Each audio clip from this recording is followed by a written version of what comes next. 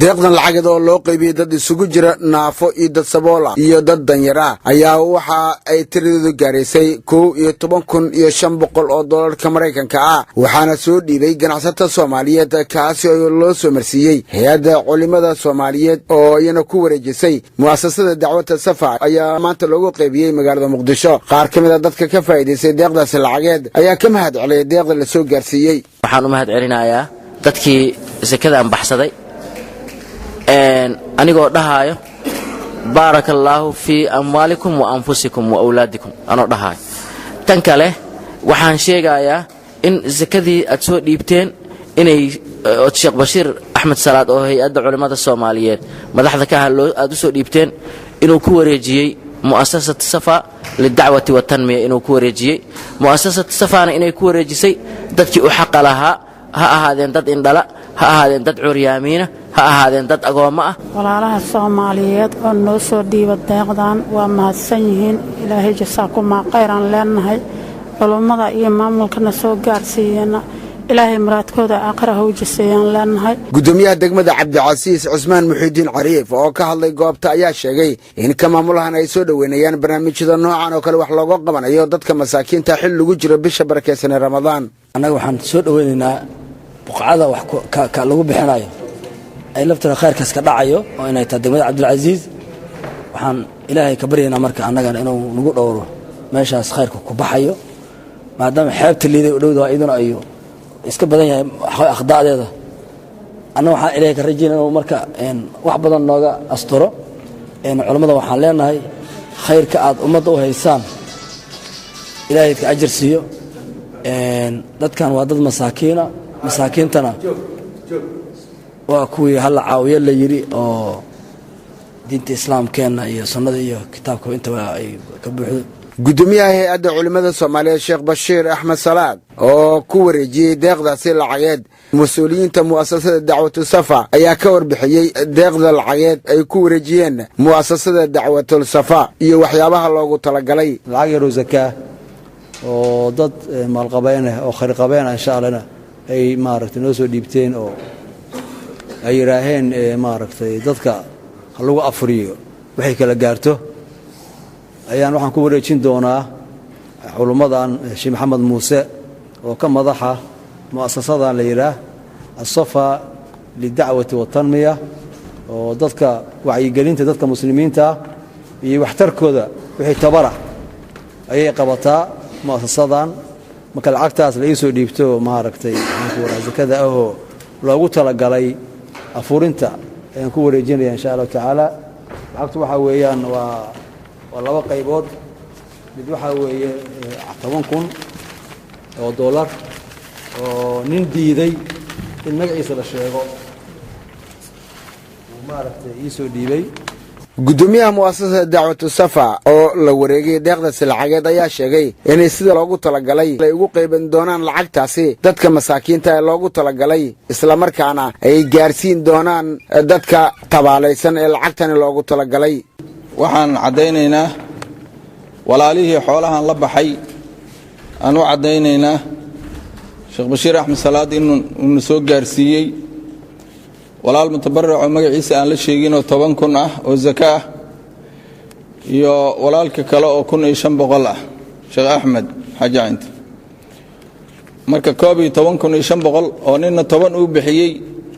ninna 1,500 uu bixiyay 11,500 sheekha waa ka gudoonay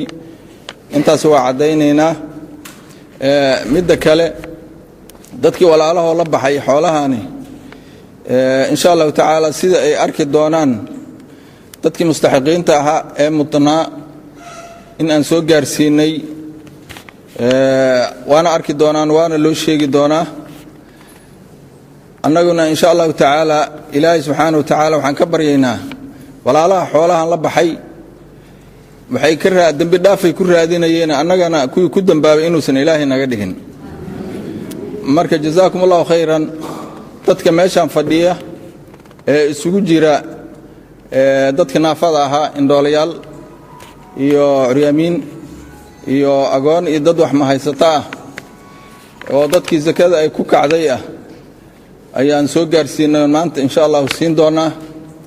qof waliba oo meesha fadhiyana waxaan siin doonaa $100 insha Allah.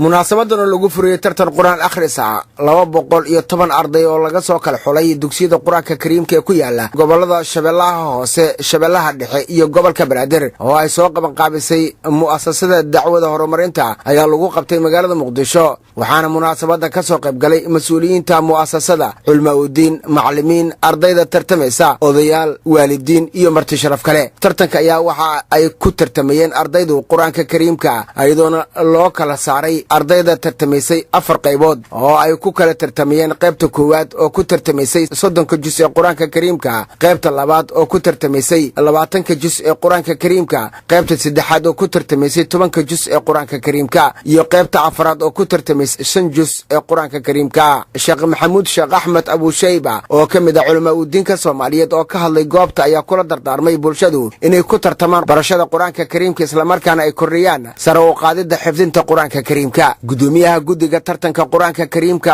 Macallin Asad Nuur Cabdiraxmaan oo ka hadlay halkaasi ayaa ka warbixiyay tartanka iyo qaabka loogu talagalay in uu ku bilowdo iyo siyaabaha ardaydu ay u tartamayaan. gudoomiyaha mu'assasada Sheekh Maxamed Muuse Maxamuud oo ka hadlay halkaasi ayaa ka warbixiyay ahmiyadda mu'assasada ay u leedahay tartamada quraanka kariimka ay u qabanayso wax ka barata dugsiyada quraanka kariimka ee ku yaala gobolada dalka iyo gobolka Banaadir. marka la gaaro bisha barakeysan ee Ramadaan ayaa mu'assasada dacwada horumarinta waxa ay qabataa tartamo quraan akhrisa oo ay u qabato ardayda wax ka barata dugsiyada quraanka kariimka ee ku yaala gobolada dalka iyo gobolka Banaadir. Muuse Cusmaan Abtow, Telefishinka Qaranka Soomaaliyeed, Muqdisho.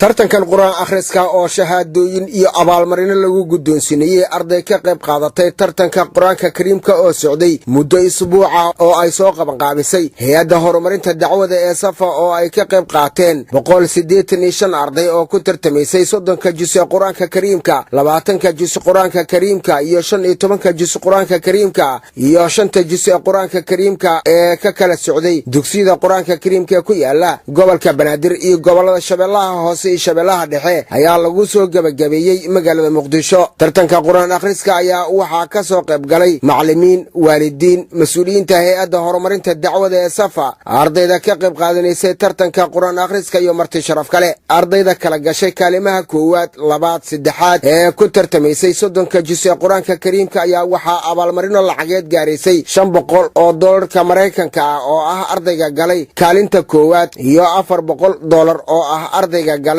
kaalinta labaad iyo $300 oo ah ardayga galay kaalinta saddexaad lagu guddoonsiiyay halkaasi ayadoo ardaydu ku tartamaysay 20 juz ee quraanka kariimka ahna ee kala galay kaalimaha koowaad, labaad, saddexaad iyana la kala guddoonsiiyay $350 oo ah ardayga galay kaalinta koowaad iyo $250 oo ah ardayga galay kaalinta labaad ee 20 juz iyo $200 oo ah ardayga galay kaalinta saddexaad. waxaa sidoo kale la guddoonsiiyay $250, $200 iyo $150 ardayda ku tartamaysay 15 juz ee quraanka kariimka ee kala galay kaalimaha koowaad, labaad, saddexaad. Sheekh Maxamuud Aadan Cabdulle oo kamid ah culamaa'udiinka ka soo qayb galay tartanka quraan akhriska ayaa ka hadlay fadliga uu leeyahay quraanka kariimka. quraanku aakhira iyo adduun sharaf iyo qiimo loo yahay. inna hada alquraan yahdi lillati hiya aqwam ويبشر المؤمنين الذين يعملون الصالحات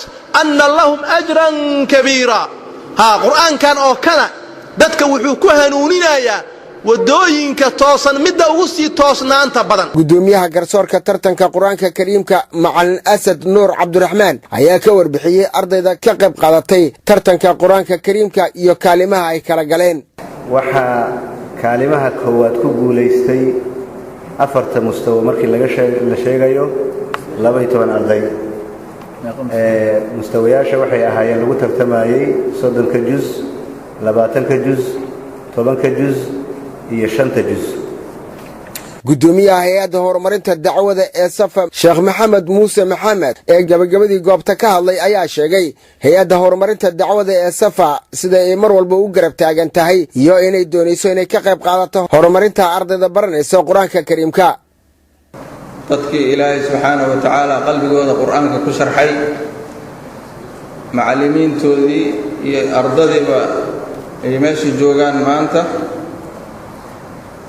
musaabaqadani sida horeba loogu dhawaajiyay waa tii afraad